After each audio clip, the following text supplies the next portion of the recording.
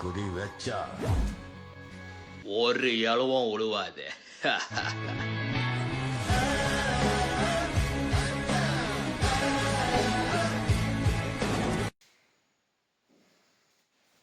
எல்லாருக்கும் வணக்கம் அப்படின்னு சொல்கிறது தான் எனக்கு ஆசையாக இருக்குது.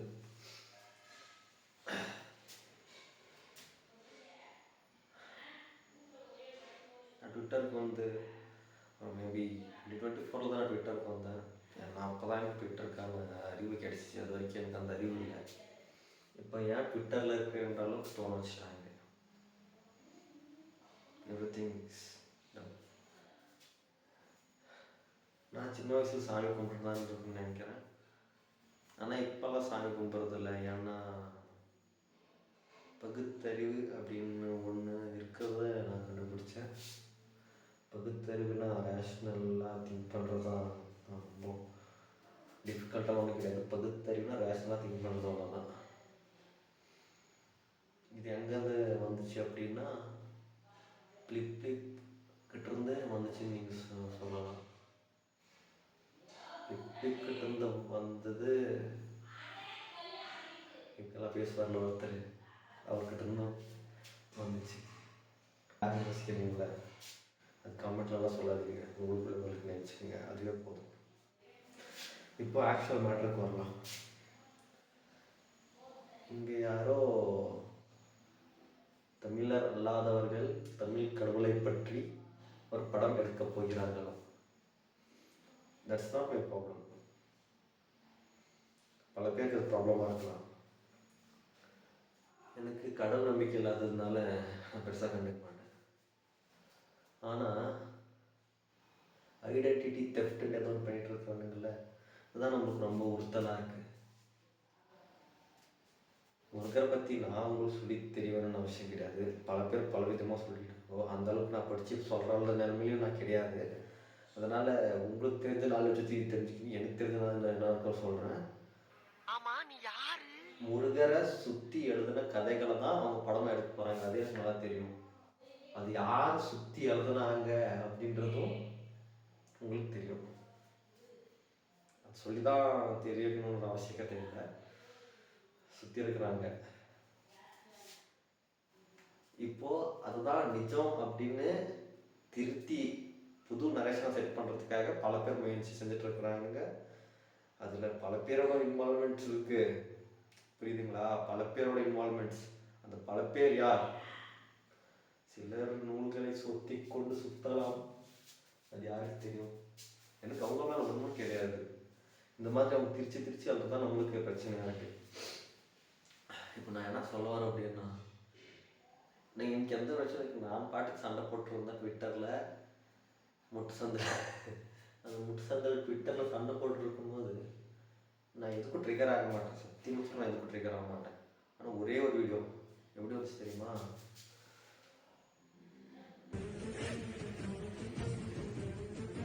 இப்படி வந்துச்சு. வரும் பாரு, வரும் வீடியோக்குள்ளே வரும், கண்டிப்பாக வரும் வீடியோக்குள்ளே. அங்கே தான் எனக்கு ட்ரிகர் ஆச்சு. என்னென்னவோ சொல்லிட்டு இருக்கிறாங்க. Sanskrit is mother of Tamil. ஆமாம், எனக்கு கடவுள் நம்பிக்கை தான் கிடையாது. தமிழ் பற்று இருக்கு, நல்லாவே இருக்கு தமிழ் பற்று. இந்த மாதிரி நம்ம ஃப்யூச்சர் நோக்கி திங்க் பண்ண நம்ம பழசை பற்றி யோசிச்சுட்டு இருந்தால் என்ன மாற போகிறதில்ல.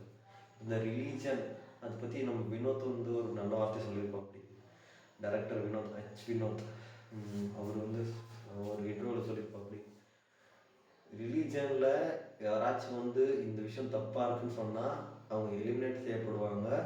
அதுவே சயின்ஸில் யாராச்சும் இது தவறாக இருக்குன்ற ப்ரூஃபோடு சொன்னாங்கன்னா அவங்க கொண்டாடப்படுவாங்க. இப்போது டேட்டா வச்சு முன்னேறது தான் எவல்யூஷனில் அடுத்த ஸ்டெப்புக்கு சீக்கிரமாக கொண்டு போக முடியும். இப்போ நம்ம இந்த ரிலீஜியஸ் காட், அந்த காட் இந்த காட் அதுக்கு நம்பணும் கடவுளை வேண்டாம் நடக்கும். இது யார் இந்த மாதிரி கடவுளை வேண்டணும்னு சொல்லுவாங்க அப்படின்னா அவங்களுக்கு ஆக்சுவலாக ட்ரூ ரீசன் தெரியாத ஒரு விஷயத்தை பற்றி. இப்போ நானே எடுத்துக்கோங்க. இன்றைக்கி நான் நார்மலாக நான் இதில் இருக்கேன். இதுவே நாளைக்கு நான் ரிச் ஆகிட்டேன்னு வச்சுக்கோங்க. ஏதோ ஒரு விஷயத்தில் ரிச் ஆகிட்டேன். Some peoples have invested me, anything happen. One day நான் ரிச் ஆகி அப்படி கூட வேணாம், நான் என்னோட உழைப்பு போட்டே நான் ஒரு 10 இயர்ஸ் ரிச் ஆயிருந்தாலும் அந்த எல்லா எவ்ரி சிங்கிள் வந்து எனக்கு அதிக ஃபெயிலியர்ஸ் இல்லாமல் சக்ஸஸாகவே எனக்கு கிடைச்சிருச்சுன்னா இது இந்த ப்ராசஸ் எல்லாம் நம்ப முடியாது. எப்படின்னா முழுசாக என்னால் பொறுப்பேற்றுக்க முடியாது. அந்த மாதிரி பொறுப்பேற்றுக்கணும் ரொம்ப கஷ்டம். அதனால நான் என்ன பண்ணுவேன், வேற ஒன்று மாதிரி தூக்கி போட்டுருவேன். இது நான் வேண்டதுனால தான் ஆயிடுச்சு, இவங்க இது பண்ணதுனால தான் ஆயிடுச்சு, ஓ அதனால தான் ஆயிடுச்சுன்னு எனக்குள்ளே நான் நினச்சிக்கிட்டு அந்த மாதிரி என்னோட பிலீஃப் வந்து என்னால் அது ரெக்டிஃபை இது ப்ரூவ் பண்ணிக்க முடியாது எப்படி நான் இது மாதிரி ஆனேன்ட்டு. அப்போ தான் கடவுள் நம்பிக்கை உள்ளே வரும். அந்த கடவுள் நம்பிக்கை உள்ளே வர தப்பு கிடையாது, அது ஒரு விஷயம் நல்லது தான். எப்படின்னா நம்ம மூலியம் நம்ம ரொம்ப ஸ்ட்ரெஸ் பண்ண தேவையில்லை. ஏன்னா நம்ம கடவுள் மேலே தூக்கி போட்டு எல்லாத்தையும் நம்ம சில்லாக இருந்துக்கலாம், நம்ம யோசிக்க தேவையில்லை. இப்போ நான் கடவுள் நம்புறதில்லை அப்படின்னா இப்போ நான் இருக்கிற நிலைமைக்கு என்னென்ன காரணம்னு எனக்கு தெரியும். அதனால் நான் கடவுள் நம்ப தேவை கிடையாது. ஏதோ ஒரு எக்ஸ்ட்ரா டயர்ஸல் திங்கை நான் நம்பணும்னு தேவை கிடையாது. இதை நம்புறவங்கள நான் தப்பு சொல்லலை, அவங்களோட விருப்பம். இது எங்கே பிரச்சனையாக மாறுதுன்னா, இப்போ எவ்ரி சிங்கிள் ரீஜனில் ஒருத்தருக்கு ஒரு நம்பிக்கை. நான் கடவுளாக நம்புவேன். இப்போ ஒரு கல் எனக்கு கிடைச்சிச்சு, அதனால தான் நான் பெரிய ஆளானன்ற அந்த கதையில் சொன்னல, அது அப்போனா அந்த கல் தான் கடவுள்னு சொல்லுவேன். எவ்ரி சிங்கிள் பீப்புள்ஸாக எல்லா கடவுளும் இருக்காங்க எல்லாருக்கும். இதை ஒரு டைமில் ஒரு கூட்டம் என்ன பண்ணுச்சு, ஒட்டு மொத்தமாக தச்சுச்சு. அது ஒரு மதத்துக்கு பின்னாடி, அந்த மதத்துக்கு பின்னாடி தச்சதுனால இப்போ எவ்வளோ பெரிய குழப்பம் நடந்துருக்குதுன்னு உங்களுக்கு நல்லா தெரியும். ரிலீஜன் என்ன, ஒன்றை ஃபாலோ பண்ணுறது தான் ரிலீஜன். ஆனால் நம்ம இந்தியாவில் எப்படி இருக்கு, நம்ம இந்தியன் பாப்புலேஷன் ஈக்குவலுக்கான கடவுள் இருப்பாங்க போல. அப்போ அவ்வளோ கடவுள் இருக்கும்போது மக்களுக்கு கஷ்டமே வரக்கூடாது, இந்திய நாட்டில் வளர்ச்சி ஆயிருக்கணுமே. யோசிச்சு உங்களுக்கே தெரியும் என்ன சொல்றது. முழிக்கிற ஊரே வரப்போதுடா போடுறதுக்கு, எல்லாம் சாமா வச்சுக்கிறீங்களா? நானும் சாமா வைக்கணும். பயப்படுறியா குமார்?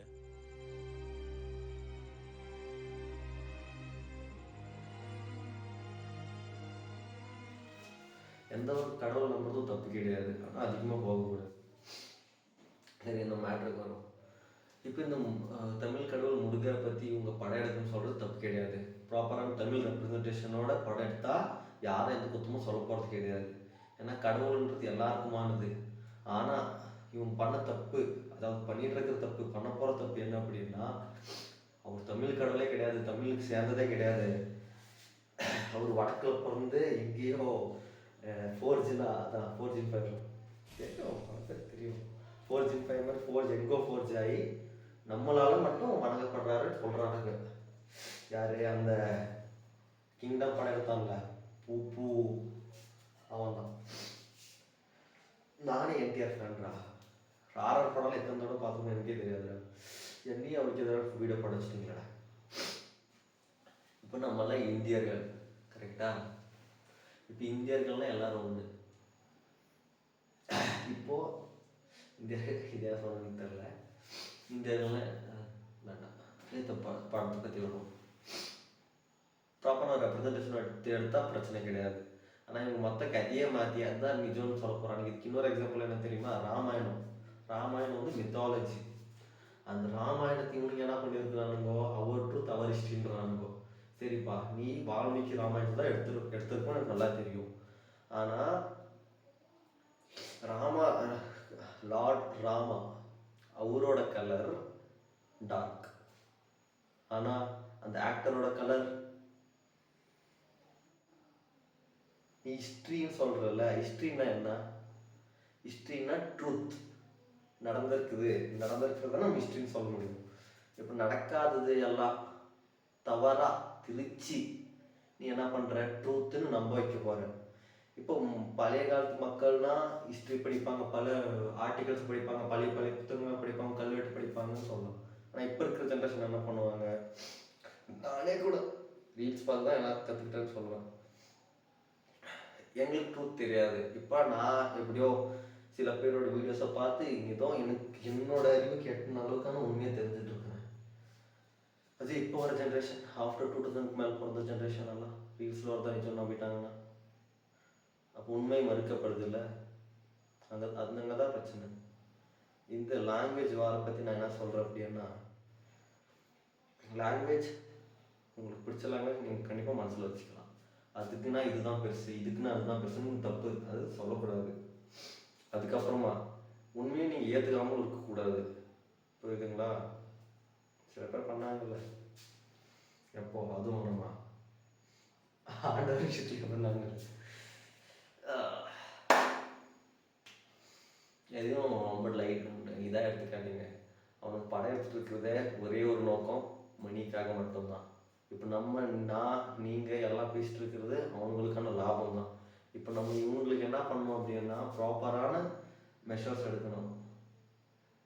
இவங்களுக்கு நம்ம 2 பேர் சண்டை போட்டுட்டு இருந்ததுனால இவங்களுக்கு லைம் லைட் ஏறிட்டு இவங்க வேற ஒரு அந்த காட் ஆஃப் ஆர் படத்தை நாங்கள் வேற மாதிரி எடுத்துருக்குறோம்னு சொல்லிட்டு இவனுக்கு டேட்டை மாற்றிட்டு அப்படியே போயிட்டாங்கன்னா அவங்களுக்கு லாபம்.